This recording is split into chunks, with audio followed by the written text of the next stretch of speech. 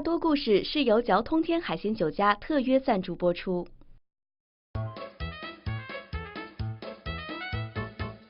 加拿大前总理皮埃尔·杜鲁多曾经在上个世纪70年代引领加拿大率先与中国建交，成为西方世界与中国彼此了解的探路先锋。他的儿子加拿大现任总理贾斯汀·杜鲁多在10月7日于多伦多表示，他愿在未来继续担当西方与中国彼此沟通的探路先锋。当天，杜鲁多率领内阁移民部长约翰·麦加连、国会议员谭庚、陈家诺、陈胜元等，在多伦多向媒体畅谈加中关系近况。此前的8月底，杜鲁多以总理之职首次访华。9月下旬，中国国务院总理李克强正式访问加拿大，达成多项共识。杜鲁多表示，与中国建立强劲稳定的关系，双方才有可能就很多难题展开坦诚和直接的对话，并最终解决问题。在两国总理互访期间，一度陷入僵局的加拿大舒华油菜籽杂质比例问题，最终得到平稳的解决。杜鲁多还表示，除了旅游年和经贸关系，加中之间还有很多雄心勃勃的目标。一个强劲、稳固、深化和强有力的中加关系，不仅对两国经贸关系有利，对众多领域的对话都非常有益。My name is Jamie, and I'm from CCM and Well TV and Charming China. So my question is regarding immigration, because that's what we really want to know. I know in March that Minister McCallum has announced a new record number of newcomers that are coming into Canada in 2016, and right now the Chinese immigrants that coming into this country has decreased to 4th place. And we just want to know what's the estimate quota that you will open the doors to Chinese immigrants, and what kind of programs and categories you would be focused on. Thank you. Well, I'm going to pass this over to the Immigration Minister to answer, but I will just say as a first point, it's extremely important to me to highlight that Canadians understand how important immigration is. Being open to the world, drawing in extraordinary people to build their lives, build their future, build their kids' future in this country is what has created the success of Canada over the past centuries, and is certainly going to continue. So I'm very excited about immigration and about the continuing challenges we have and the opportunities we have to actually show the world that immigration is how you build economic growth and opportunity for everyone. So with that, I'm very, very pleased with the work that John McCallum has been doing. And as an immigration minister, it's very nice to have those opening words from our Prime Minister on the positive nature of immigration. In terms of your question, China is, I think, one of the top 3. It's always Philippines, China, India on permanent residents. But China is far and away number 1 when it comes to temporary visas for students, for workers, and for tourists. So China is very much leading the way in that area. And of course we want to have more Chinese visitors. We certainly want more Chinese tourists. That's why we have 7 new visa application centers spread across China, so it'll be easier for more Chinese to come here.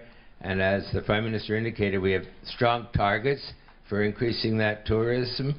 We're not even in the top 10 right now for tourists from China, so I think we have a long way to go to get bigger. And China is a hugely growing middle class, so there's enormous potential for tourists. And the final thing I'll say is on students. I have frequently said, if you look at all the different kinds of people, I can't think of one group that is a better potential future Canadian than an international student. They're educated, they speak English or French, they're quite young, often they know the country, and so we will certainly make more room for international students by giving additional points for them under express entry. And so we certainly hope to see in coming years large increase in the numbers of tourists as well as students coming from China and coming from all other countries in the world. When auto industry faces challenges and difficulties, government spend millions of dollars to help save auto jobs. Now that the media industry in Canada faces challenges and difficulties too, we see layoff, we see mergers, so that will your government be considering to set up a task force to help the media industry? especially the ethnic media? Thank you. Well, I think one of the things that we need to recognize within the auto industry is that we're undergoing transformations. And that's why right here in Markham, just a few months ago, I announced that GM was investing in creating hundreds and hundreds of new jobs around here, but they weren't traditional assembly line auto jobs. They're research and engineering jobs here in Markham, so that GM can move forward on self-driving cars, on automation, on electric hybrid vehicles, and the kind of research that is defining the auto industry. So we're glad to help in the transformations that various industries need to go as the world is changing and as the economy is changing. Similarly, media is undergoing tremendous transformations from being very much around traditional media to now being much more digital, and Canada is very interested in making sure that we are supporting not just jobs in the industry, but the capacity of the industry to fulfill its extremely important role, which is to inform its citizens and empower them to be effective, knowledgeable actors within society. Media is an essential part of democracy. It's an essential part of having a strong, robust society in which citizens are empowered and feel like they are able to hold their leaders to account, make smart choices as consumers, and understand how the country they're in is evolving around them. For us, we continue to be great believers in positive engagement with the media, as I'm glad to show today, as we continue to show regularly, because I know that media is facing, like so many different industries, significant transformations, but being able to ask direct questions of political leadership, get direct answers, and have an ability to connect with your readers and your viewers in a tangible way is extremely important.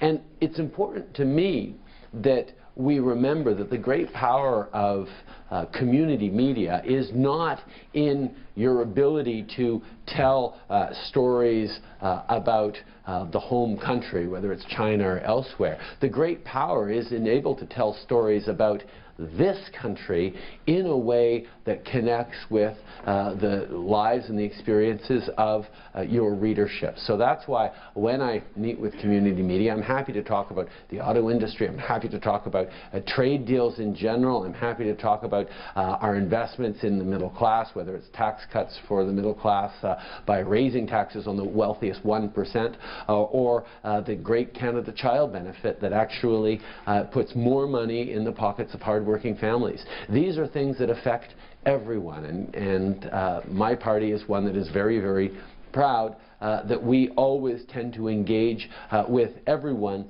as Canadians and not as micro groups. And I think that's something that I'm happy to continue to showcase, and it'll be an important way to move forward as we look to being a country and a media industry that's adjusting to pressures and new technologies that require us to adapt and shift our ways.